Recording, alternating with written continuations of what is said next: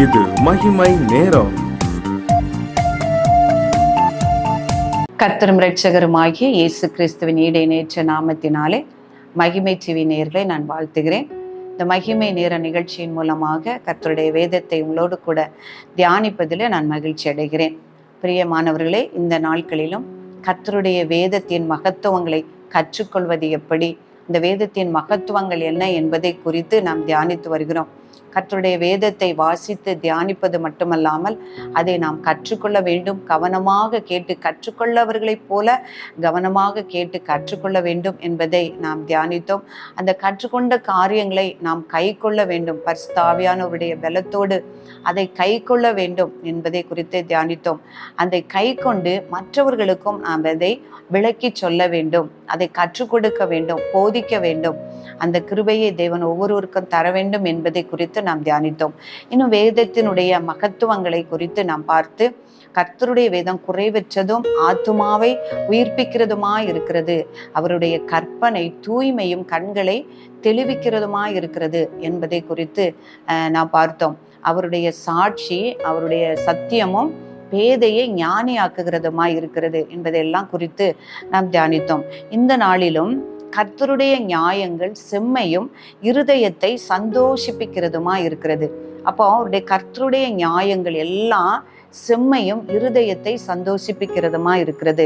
அப்போ இது தாவீது சொல்லும் பொழுது, கர்த்தருடைய வேதத்தில் மிகவும் பிரியப்படுகிற, அவருடைய வேதத்தை இரவும் பகலும் தியானிக்கிற ஒரு மனுஷன் அந்த தாவீது. அவர் சொல்ல, இரவும் பகலும் அவருடைய வேதத்தை தியானிக்கிற மனுஷன் பாக்கியவான் என்று அவரை சொல்லியிருக்கிறார். அப்போ எப்பொழுதும் நான் நித்திரையில் இருந்தாலும் நான் உண்மை தியானிக்கிறேன், நான் படுத்துக்கொண்டு என் படுக்கையிலும் நான் உண்மை தியானிக்கிறேன் என்று சொன்ன ஒரு பாக்கியவான். அப்போ அவரு 119 சங்கீதம் 162 வசனத்துல அவர் சொல்றாரு, அவருடைய வேதத்தை தியானிப்பது எவ்வளவு பெரிய சந்தோஷம், எவ்வளவு பெரிய மன மகிழ்ச்சினா ஒவ்வொரு இடத்திலும் சொல்றாரு, உன்னுடைய வேதமே என்னுடைய மன மகிழ்ச்சி.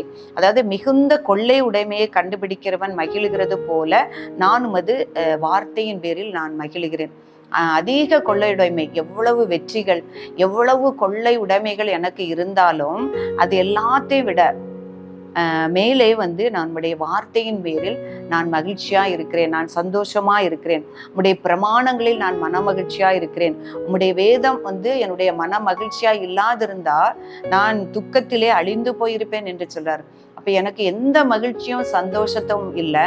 எத்தனை வெற்றிகள், எத்தனை செல்வங்கள், எத்தனை புகழ்ச்சிகள் கிடைத்தாலும் அது எனக்கு சந்தோஷம் இல்லை. உம்முடைய வேதம் எனக்கு மன மகிழ்ச்சி. அந்த வேதம் எனக்கு மன மகிழ்ச்சியா இல்லை அப்படின்னா நான் எப்பொழுதோ துக்கத்திலே அழிந்து போயிருப்பேன் என்று சொல்கிறார். அப்போ இந்த ஒரு மகிழ்ச்சியை, ஒரு சந்தோஷத்தை அவருடைய வேதம் நமக்கு தருகிறது. அவருடைய வேதத்தை தியானிப்பதிலும், அவருடைய வேதத்தை கற்றுக்கொள்ளும் பொழுதும், அவருடைய வேதத்தை கடைபிடிக்கும் பொழுதும், அதை மற்றவர்களுக்கு கற்றுக் கொடுக்கும் பொழுதும் இந்த ஒரு மன மகிழ்ச்சியும் ஒரு சந்தோஷமும் இந்த வேதம் நமக்கு தருகிறது. அதை எரேமியா தீர்க்கதரிசியின் புஸ்தகத்தில் அவர் சொல்றாரு, உம்முடைய வார்த்தைகளை நான் உட்கொண்ட பொழுது உம்முடைய வார்த்தைகள் எனக்கு சந்தோஷமும் என் இருதயத்துக்கு மகிழ்ச்சியுமா இருந்தது என்று சொல்லுகிறார். அப்போடைய வார்த்தைகளை நான் உட்கொண்ட பொழுது, நான் வார்த்தைகளை நான் பெற்றுக்கொண்ட பொழுது அது என் இருதயத்திற்கு மிகுந்த சந்தோஷமா இருக்கிறது. அப்போ கர்த்தருடைய வசனங்களை குறித்து சொல்லும் பொழுது இருக்க, அது குறைவற்றதுன்னு நம்ம பார்த்தோம்.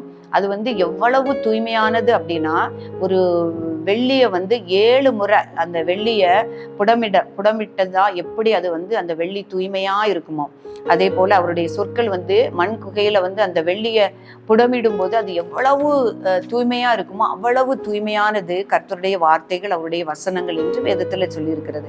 அதனால அந்த வார்த்தைகளை, வசனங்களை நம்ம தியானிக்கும் பொழுது அந்த இருதயத்தை அது சந்தோஷிப்பிக்கிறது. அதே போல மிகுந்த மதுரம் உள்ளது, அது விலையேற பெற்றது, அது சுத்தமானது, அது 7 முறை புடமிடப்பட்ட வெள்ளியை போல சுத்தமானது. அது பொன்னிலும் பசும் பொன்னிலும் மிகவும் விலை உயர்ந்தது. அது எப்படி அந்த பொன்னையும் பசும்பொன்னை விரும்புகிறாங்களோ அதே போல பொன்னிலும் பசும்பொன்னிலும் மிகவும் விரும்பப்படத்தக்கது. அதே போல தேனிலும் மிகவும் மதுரம் உள்ளது என்று அந்த தேவனுடைய வசனத்தை குறித்து எழுதப்பட்டிருக்கிறது. அப்போ அத்தகைய வசனங்களை அதை நம்ம தியானிக்கும் பொழுது அது நம்ம இருதயத்துக்கு சந்தோஷத்தை அது உண்டாக்குறது என்று பார்க்கிறோம்.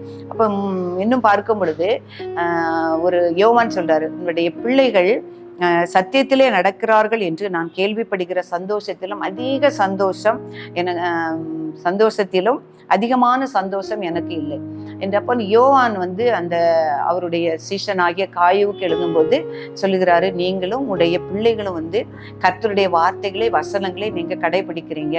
அப்ப அந்த வார்த்தைகளை கேட்கும் பொழுதே என்னுடைய பிள்ளைகள் நல்லா வாழ்ந்திருக்காங்க, நல்ல வசதியா இருக்காங்க, நல்ல கல்விமானா இருக்காங்க, நல்ல ஞானவான்களா இருக்கிறாங்க அப்படின்ட்டு கேட்கிறத விட என்னுடைய பிள்ளைகள் சத்தியத்திலே நடக்கிறார்கள் என்று சொல்லுகிற வார்த்தையை, அந்த வார்த்தையை விட சந்தோஷமான வார்த்தை எனக்கு இல்லை அப்படின்னு சொல்றாரு.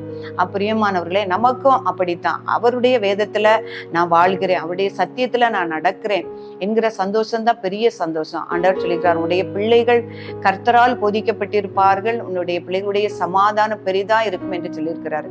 அதே போல அந்த ஆசாரியர்களுக்கு சொல்லும் பொழுது சொல்றாரு, நீங்கள் உன்னுடைய வேதத்தை மறந்தீர்கள், அதனால நான் உடைய பிள்ளைகளை மறந்து போடுவேன் என்று சொல்றாரு. பிரியமானவர்களே, நாம் வேதத்தை மறவாதபடி நாம் அறிந்து கொண்டு நம்முடைய பிள்ளைகளுக்கும் கற்றுக் கொடுத்து அந்த பிள்ளைகளையும் சத்தியத்திலே நடக்கும் பொழுது அதுதான் இந்த உலகத்திலே சிறந்த சந்தோஷம். அதான் சொல்றாரு, உடைய வேத வசனம் அந்த இருதயத்தை சந்தோஷிப்பிக்கிறதா இருக்கிறது என்று எழுதியிருக்கிறபடி அந்த வேத வசனத்தை நாம் வாசிக்கும் பொழுதும் அதை தியானிக்கும் பொழுதும் தாவீது சொன்னது போல அந்த இருதயத்திற்கு மகிழ்ச்சியும் சந்தோஷத்தையும் கொடுக்கிறது. கொள்ளையிலே பங்கிடுகிறவர்கள் படுகிற சந்தோஷத்திலும் அதிகமான சந்தோஷம், எத்தனை வெற்றி எத்தனை இது வந்தாலும் அதுதான் மிகுந்த சந்தோஷம். அதே போல என்னுடைய பிள்ளைகள் சத்தியத்தில் வளர்கிறார்கள் என்று கேட்கும் பொழுது யோவான் சொல்றாரு, என்னுடைய பிள்ளைகள் சத்தியத்தில் வளர்கிறார்கள் என்று கேட்கும் பொழுது அந்த சந்தோஷத்தான் மிகப்பெரிய சந்தோஷம் என்று சொல்கிறார். அத்தகைய சந்தோஷத்தை நாம் வேதத்தை வாசிக்கிற, தியானிக்கிற, இன்னும் அதிகமாய் கற்றுக்கொள்ள விரும்புகிற ஒவ்வொருவருக்கும் தேவன் தரும்படியாக நாம் ஜெபிப்போம். கிருபை இரக்கம் நிறைந்த எங்கள் அன்புள்ள பரம பிதாவே, உம்மை துதிக்கிறோம் ஆண்டவரே, உம்மை ஆராதிக்கிறோம், உமக்கு நன்றி நன்றி என்று நன்றி செலுத்துகிறோம். இந்த மகிமையான நேரத்தை நீர் எங்களுக்கு தந்தீர். அடியனை கொண்டு தகப்பனே உடைய வார்த்தைகளை தியானிக்க உதவி செய்தீர் ஆண்டவரே. உம்முடைய பலத்தை எங்களுக்கு தந்து ஆண்டவரே ஒவ்வொரு வார்த்தைகளையும் தியானிக்கவும் அதை கேட்கிறவர்களுக்கு பிரயோஜனமா இருக்கும்படியாய் விளக்கி காட்டவும் கர்த்தர் எங்களுக்கு உதவி செய்தபடியால் தேவரீர் உமக்கு நன்றி செலுத்துகிறேன். இந்த மகிமையான ஊழியத்தை உம்முடைய கரத்தில் ஒப்பு கொடுக்கிறேன். இந்த மகிமை டிவி ஊழியத்தையும் உம்முடைய கரத்திலே நான் ஒப்பு கொடுக்கிறேன் சுவாமி. உம்முடைய அநாதி திட்டத்தினாலும் சித்தத்தினாலும் ஆண்டவரே இம்மட்டும் நீர் மகிமையாய் நடத்தி வருகிறீர் ஆண்டவரே. இன்னும் உடைய திட்டமும் உடைய சித்தமும் நிறைவேற கர்த்தர் உதவி செய்யும்படியா ஜெபிக்கிறேன்.